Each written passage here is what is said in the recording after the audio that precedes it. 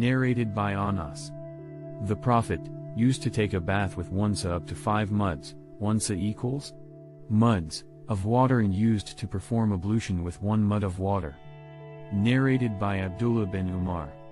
Sa'd bin Abi Wakrika said, the Prophet passed wet hands over his cuffs, socks made from thick fabric or leather. Abdullah bin Umar asked Umar about it. Umar replied in the affirmative and added, whenever Sa'd narrates a hadith from the Prophet, there is no need to ask anyone else about it. Narrated by Al-Mughira bin Shuba. Once Allah's Messenger went out to answer the call of nature, and I followed him with a tumbler containing water, and when he finished, I poured water and he performed ablution and passed wet hands over his cuffs, socks made from thick fabric or leather. Narrated by Jafar bin Amr bin Umayyah ad-Damri.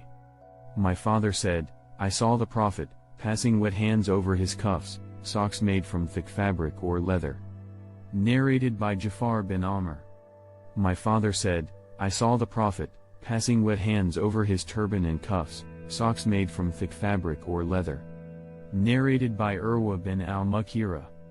My father said, once I was in the company of the Prophet, on a journey, and I dashed to take off his cuffs, socks made from thick fabric or leather. He ordered me to leave them as he had put them after performing ablution. So he passed wet hands over them. Narrated by Abdullah bin Abbas. Allah's Messenger ate a piece of cooked mutton from the shoulder region and prayed without repeating ablution. Narrated by Jafar bin Amr bin Umayyah. My father said, I saw Allah's Messenger taking a piece of cooked mutton from the shoulder region, and then he was called for prayer. He put his knife down and prayed without repeating ablution. Narrated by Suwaid bin al-Numan.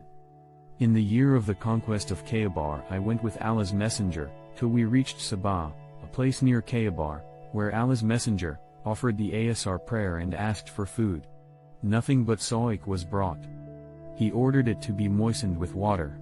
He and all of us ate it, and the Prophet got up for the evening prayer, Maghrib prayer, rinsed his mouth with water, and we did the same, and he then prayed without repeating the ablution. Narrated by Maymunah. The Prophet ate a piece of mutton from the shoulder region and then prayed without repeating the ablution. Narrated by Ibn Abbas. Allah's Messenger drank milk, rinsed his mouth, and said, it has fat. Narrated by Aisha. Allah's Messenger said, if any one of you feels drowsy while praying, he should go to bed, sleep, till his slumber is over, because in praying while drowsy one does not know whether one is asking for forgiveness or for a bad thing for oneself. Narrated by Anas. The Prophet said, if any one of you feels drowsy while praying, he should sleep till he understands what he is saying, reciting. Narrated by Amr bin Amir. Anas said, the Prophet used to perform ablution for every prayer. I asked Anas, what did you used to do? Anas replied, we used to pray with the same ablution until we break it with hadath. Narrated by Suwaid bin Numan. In the year of the conquest of Khaybar, I went with Allah's Messenger till we reached Sabah, where Allah's Messenger led the Asr prayer and asked for the food. Nothing but sa'ik was brought, and we ate it and drank water. The Prophet got up for the Maghrib prayer, rinsed his mouth with water, and then led the prayer without repeating the ablution. Narrated by Ibn Abbas. Once the Prophet, while passing through one of the graveyards of Medina or Mecca, heard the voices of 2 persons who were being tortured in their graves. The Prophet said, these 2 persons are being tortured not for a major sin, to avoid. The Prophet then added, yes. They are being tortured for a major sin. Indeed, one of them never saved himself from being soiled with his urine, while the other used to go about with calumnies, to make enmity between friends. The Prophet then asked for a green leaf of a date palm tree, broke it into 2 pieces, and put one on each grave. On being asked why he had done so, he replied, I hope that their torture might be lessened, till these get dried. Narrated by Anas bin Malik. Whenever the Prophet went to answer the call of nature, I used to bring water with which he used to clean his private parts.